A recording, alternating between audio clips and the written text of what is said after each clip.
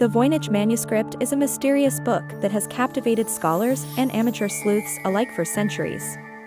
The manuscript is written in an unknown script and is illustrated with strange drawings of plants, animals, and astronomical diagrams. Despite numerous attempts to decipher the text, the meaning of the manuscript remains a mystery. The book's history is as mysterious as its contents. It was discovered in the 16th century by an alchemist named George Baresh, who could not decipher it. The manuscript eventually ended up in the hands of rare book dealer Wilfred Voynich in the early 20th century, who gave it his name. Some have speculated that the book is a work of alchemy or mysticism, while others believe it could be a practical joke or a forgery. The Voynich manuscript remains an enduring mystery, with no clear answers as to its origin or purpose.